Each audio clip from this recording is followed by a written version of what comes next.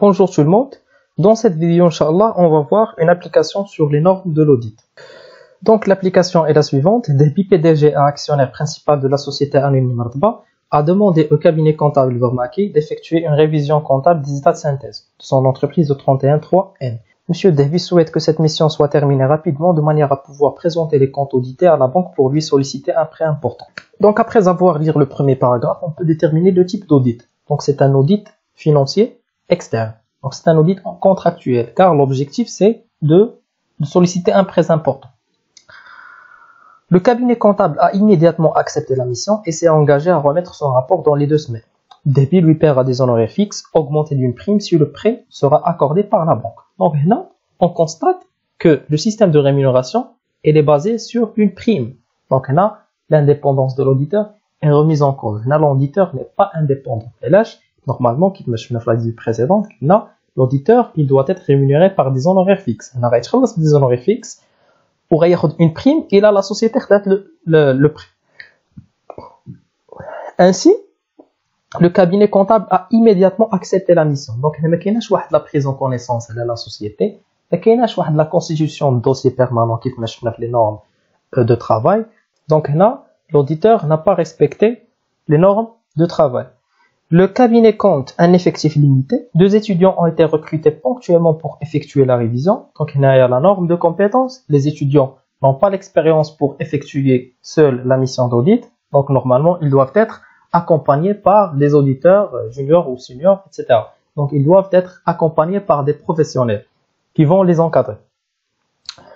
Monsieur Vermaki, en quelques heures, lui a résumé le travail à effectuer, qui devrait consister essentiellement en la vérification mathématique des soldes, le pointage de la balance générale avec les états financiers et une analyse du contenu de ces états.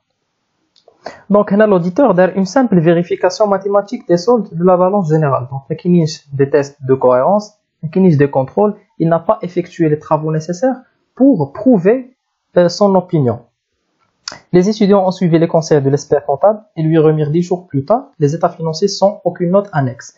Donc là, les étudiants n'ont pas respecté la norme, c'est la documentation des travaux. Donc chaque travail effectué par les auditeurs doit être annexé, il doit être tracé. Il y a la traçabilité des travaux. Vermaki procède à une relecture de ces états et établit un rapport sans réserve. Le rapport ne fait pas référence aux principes comptables généralement admis. On a les normes de rapport, le non-respect de la certification sans réserve. Pourquoi? Le rapport ne fait pas référence aux principes comptables généralement admis. Ou la deuxième des choses, c'est que la certification sans réserve, elle n'est pas été prouvée. Il n'y a pas de la preuve, elle a la sincérité des comptes. Pourquoi? Et le travail qui a été effectué, c'est juste une vérification des soldes. Donc, c'est pas un travail d'audit, un audit des comptes, qui va nécessiter normalement d'effectuer des tests de cohérence, des analyses des écarts, les écarts qui sont dégagés par les contrôles et les tests, etc. Donc, quelles sont les normes que M. Vermaki n'a pas respectées et par quelle action a-t-il démontré cet irrespect? Donc, le cabinet a immédiatement accepté la mission. La planification de la mission, aucun plan n'a été effectué, le plan d'audit, le plan d'action, etc. Ainsi, l'indépendance de l'auditeur a été remise en cause. Pourquoi? Il va recevoir une prime si le prêt sera accordé par la banque. Donc, l'auditeur a un lien d'intéressement, un lien de rémunération avec la société. Donc, l'auditeur n'est pas indépendant. Le cabinet compte un effectif limité. 2 étudiants ont été recrutés ponctuellement pour effectuer la révision. Donc, on a la norme de compétence. Donc, les étudiants n'ont pas la qualification nécessaire, ils n'ont pas l'expérience pour effectuer seuls la mission. Ainsi, on a le non-respect des normes de travail. Donc, aucune planification n'a été effectuée. On a l'évaluation de contrôle interne, donc l'évaluation des procédures qui vont normalement orienter la mission d'audit, et l'absence des travaux qui vont justifier l'opinion de l'auditeur. Donc, le travail effectué, c'est un travail en résumé. Donc, le travail effectué, c'est un travail de vérification des soldes de la balance générale. Donc, c'est insuffisant pour donner une opinion sur les comptes.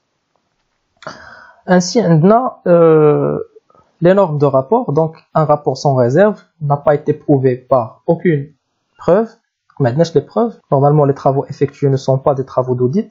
Donc, le rapport ne fait pas référence au principe comptable. Donc, il n'y a pas un respect des normes de rapport.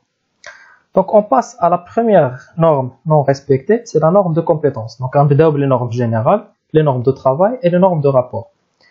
Donc, recrutement de 2 étudiants pour les engager immédiatement pour une mission d'audit. Donc, ما عندهمش كيفاش ما عندهمش l'expérience. Normalement, خاص des assistants يكونوا مع هاد l'équipe d'audit pour les encadrer. Le travail devrait être supervisé et contrôlé. Donc, c'est le travail qui est la norme de compétence. L'auditeur doit superviser son équipe.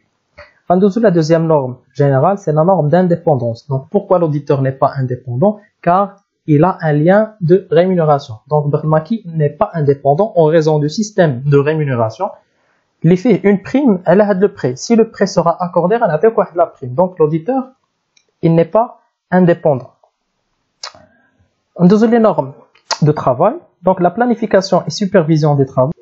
Pas de programme ni supervision. Donc là, la première norme, c'est la norme de planification et l'orientation de la mission n'a pas été respectée. Absence de l'évaluation de contrôle interne. Donc, maintenant, fait les normes de travail. Le contrôle interne, c'est l'ensemble des procédures de l'entreprise. Donc, l'auditeur n'a pas étudié les procédures au sein de l'entreprise, n'a pas évalué le degré du respect de contrôle interne. Donc, le travail rassemble plutôt à une assistance qu'une mission d'audit. Donc, maintenant, c'est pas un audit des comptes, car il n'a pas effectué les travaux nécessaires. Constitution d'un dossier et justification de l'opinion. Donc, maintenant, l'auditeur n'a pas effectué des travaux pour prouver l'opinion d'hier. Donc, la justification de la sincérité des comptes n'a pas été faite. Il a simplement vérifié l'exactitude mathématique des soldes. Donc, aucun test, aucun contrôle, aucune validation ni cohérence n'a été appliquée. Donc, on termine par les normes de rapport. Donc, le rapport rédigé ne fait pas référence au principe comptable qui est l'énoncé. Il contient une opinion de certification sans réserve. Donc, il a donné une certification sans réserve, mais il n'a pas l'approuvé. Là, je me dis les travaux nécessaires. Donc, sans aucune force de démonstration pour l'approuver. Donc, pour approuver la certification sans réserve, il doit justifier que les comptes sont sincères, sont transparents et sont réguliers. Donc, la justification de l'opinion, l'auditeur n'a aucune preuve sur la sincérité des comptes. Donc, j'espère que cette vidéo sera utile pour vous. Donc, on se retrouve, Inch'Allah, dans des prochaines vidéos. Prenez soin de vous et bon courage.